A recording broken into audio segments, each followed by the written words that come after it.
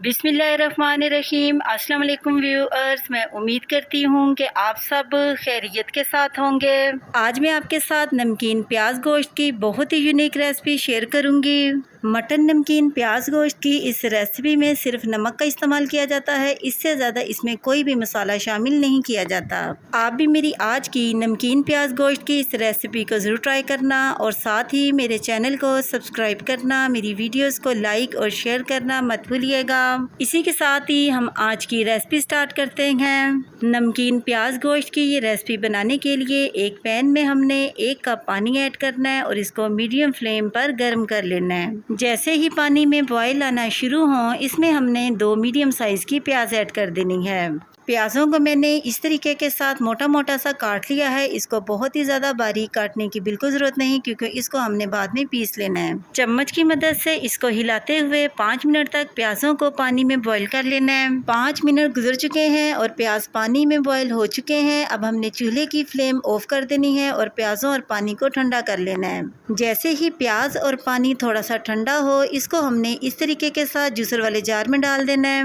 आपने पानी को बिल्कुल वेस्ट नहीं करना, बल्कि इसको प्याज़ों के साथ ही जूसर वाले जग में डाल देना है। और साथ ही इसमें हमने 6 से 7 अदद साबुत हरी मिर्ची ऐड करनी है। ढक्कन की मदद से इसको कवर करना है और इसका पेस्ट बना लेना है। पेस्ट बनाने के बाद प्याज और हरी मिर्चें कुछ इस फॉर्म में तैयार हो चुके हैं। अब हम नमकीन प्याज गोश्त की रेसिपी बनाना स्टार्ट करते हैं। नमकीन प्याज गोश्त की ये रेसिपी बनाने के लिए सबसे पहले हमने एक प्रेशर लेना है और इसमें इस तरीके के साथ 750 ग्राम के करीब मटन ऐड कर देना है। मैं यहाँ पर मटन का यूज़ कर रही हूँ। मटन की जगह आप बीफ का भी यूज़ कर सकते हैं। और साथ ही इसमें हमने हाफ टेबल स्पून नमक ऐड करना है। नमक की मिकदार आप अपनी मर्जी के मुताबिक कम या ज़्यादा भी यूज़ कर सकते हैं। और साथ ही इसमें हमने 1 टेबल स्पून अदरक और लहसुन का पेस्ट ऐड करना है। इससे ज़्यादा कोई भी मसाला हमने नमकीन प्याज गोश्त की रेसिपी में यूज़ नहीं करना।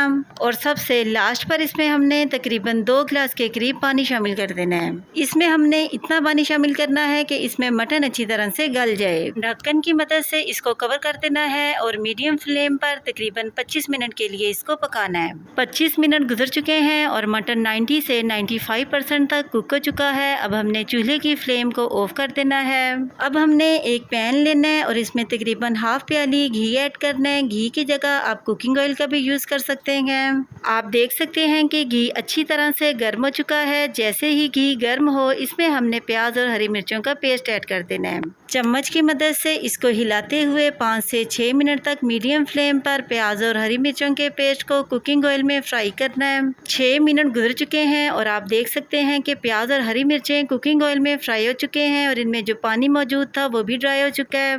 अब इसमें हमने बॉईल किया हुआ मटन ऐड कर देना है। चम्मच की मदद से मटन को हिलाते हुए 12 से 14 मिनट तक मटन को कुकिंग ऑयल और प्याजों के साथ फ्राई करना है। आप देख सकते हैं कि नमकीन प्याज गोश्त में एक बहुत ही प्यारा सा वाइट सा कलर आ रहा है। नमकीन प्याज गोश्त की ये रेसिपी ना सिर्फ आपको बाय लुक यूनिक लग रही है, बल्कि इसका टेस्ट बहुत ही यूनिक और लाजवाब है। 14 मिनट गुजर चुके हैं और मटन बहुत ही अच्छे तरीके के साथ ऑयल में फ्राई हो चुका है। जैसे ही मटन कुकिंग ऑयल में फ्राई हो, इस दौरान जो यखनी हमने मटन को बॉईल करते हुए बनाई थी, इसको भी इस तरीके के साथ मटन में ऐड कर देना है। चम्मच की मदद से इसको एक बार मिक्स कर लेना है और ढक्कन की मदद से इसको कवर करके स्लो फ्लेम पर 10 मिनट के लिए मटन को यखनी के साथ पकाना है। 12 मिनट गुजर चुके हैं और ऑयल ऊपर आना शुरू हो चुका है, जिसका मतलब है नमकीन प्याज गोश्त की ये रेसिपी बिल्कुल तैयार हो चुकी है। अब हमने चूल्हे की फ्लेम को ऑफ कर देना है और चम्मच की मदद से एक बार मटन को मिक्स कर लेना है। अब सबसे लास्ट पर इसके ऊपर हमने थोड़ी सी बारीक कटी हुई अदरक ऐड करनी है।